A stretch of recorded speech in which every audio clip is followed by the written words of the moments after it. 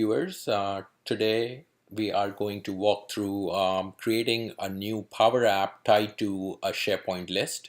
We're going to walk through and see how easy and quick it is to create a Power App connected to a SharePoint list in the background. To do that, we are going to be in Power App Studio, which is the URL for that is web.powerapps.com. I am on that page and I'm logged in as a user who has access to create apps for the organization. So let's get started. It's really simple to create the app. You would click on create a new app right here on the home page.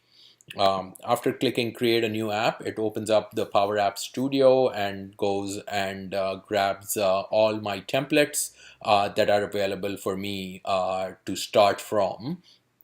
As you can see on the screen here, we do have a template directly to connect to SharePoint in a phone layout. Now there are two layouts that Power App supports. There's a tablet layout, which then is responsive to the phone as well. And there's a phone layout which you can create, which will natively work on the phone. So we're going to start quickly with the template that's available to us for SharePoint. We're going to start with the phone layout. Click on the phone layout. It asks me, it automatically connects to the SharePoint site on my tenant and allows me to connect to a SharePoint site to type in the URL of the site that I want to connect to. I'm going to put that site in, hit go. Now it's going to go and fetch all the lists within that site that are available for me to now create a Power App on.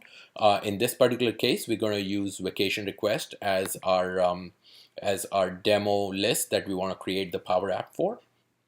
Click on vacation request, click connect. Now this goes off in the background, does its magic, and is automatically going to come back with the screens needed for a CRUD experience. What I mean by CRUD experience is by default, Power Apps is going to give me an app ready to go, which has create, update, create, read, update, and delete functionality. So there it is. You can see that my data source is vacation request. The main screen that you're seeing, I'm just going to zoom in a little bit for you, is my browse screen, and that's the first screen that you will see when the app launches. And it's basically listing me all the vacation requests that I have. So this is my browse or the view part. It also created a detailed screen for me. This is non-editable view part of my data. And then of course there's an edit screen that it created where I will be able to edit data, or if I create a new item, then it will basically use the same form to collect data as well. So if I were to just create a simple app and run right away, I could do that. I can run the app, and as you can see, here it is. There are certain items in here which I had entered into my list. I can click on the arrow, it shows me the view form, and then I can edit and it shows me the edit form. I will now show you some basic, very basic enhancements that we could do to the form quickly to make it suit our needs. One of the changes that I want to do here is change the layout of the home page, and instead of just showing the title, I actually want to show more options. So in this case, I'm going to change the layout of my browse screen.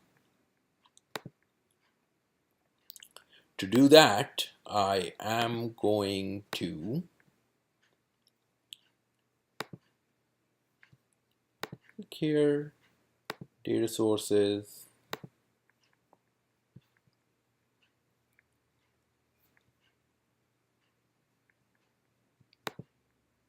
there's my layouts. So the layout that I want is not the standard title layout. I want to show a from date and to date as well, in addition to just showing the details that we're seeing there. So I'm going to start with a layout that offers me three fields on the page. I'm going to change the layout to that. I know that some of the details here are all tied to the title. You can click on it. This is what I want it to be, the title. This one, let's say I want it to be from date. I'm going to switch to this one and say change it to from date. And the other part, I want it to be to date. There we go. The options are set. What I also probably want to do at this point is change the font, make sure the font sizes are similar. This one's 18. Want to make this 18 as well. And then I'm also going to add some labels to this to say from date and to date. So I'm just going to make this smaller, make room for the label to show up. All right. And then to insert the label, I'm going to go insert text label. Right now, when I clicked on it, the label was added outside and therefore we just see one. So that's not what we want. We want it inside as a detail. So I'm going to click inside the line item or inside one item and then click on label.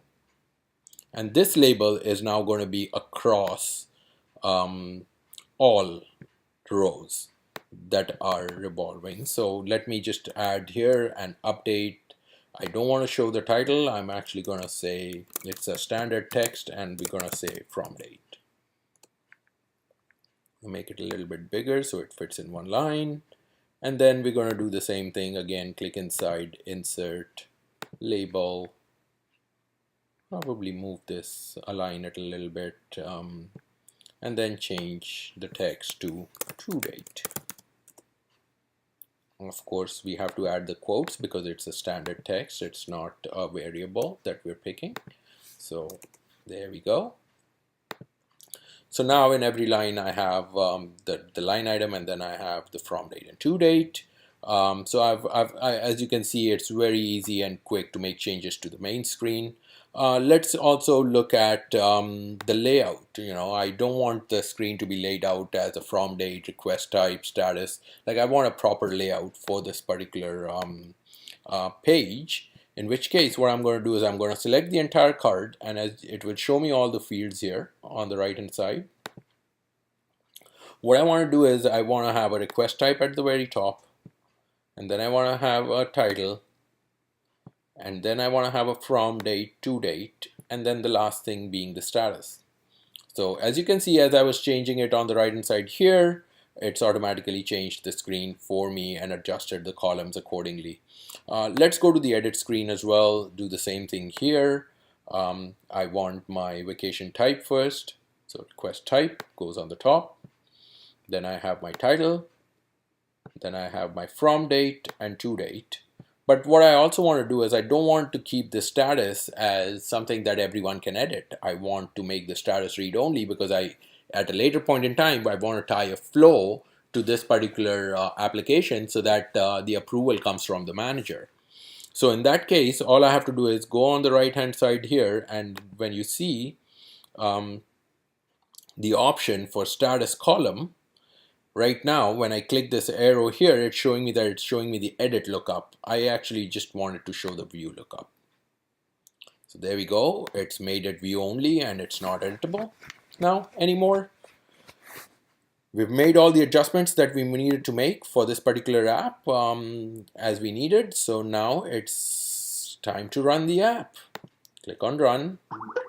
There it is. You see the app. I have all my details. I can add a new item. I can say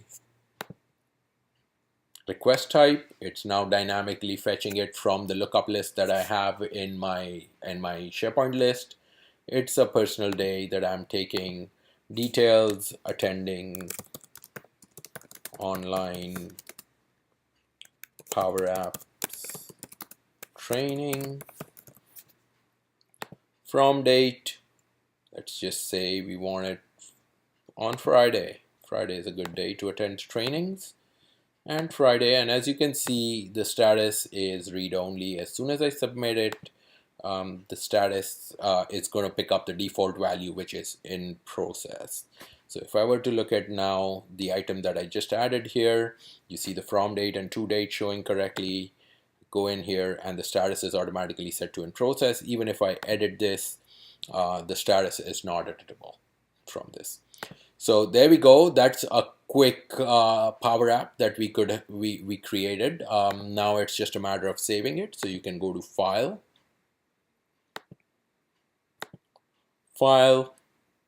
Save. Of course, before you save, you can pick a background color for your app. You can pick an icon that you want to show on your app. and then you can save it. I would want to save it to the cloud, so I'm just going to say online sp demo rl. Just going to save it in the cloud, save, and now this Power App is saved for me to be consumed, not just on the desktop as I showed you, but using the Power Apps application on iOS, Windows, and Android platform. As soon as I log in with my credentials, I will be prompted that there is a Power App that I could use, and I should be able to use this Power App from any mobile device. So thank you very much for watching. If you have any questions, concerns, feedback, please do leave it here at my blog, or feel free to reach out to me on Twitter. My Twitter handle is sp_riz. Thank you all for watching and have a great day.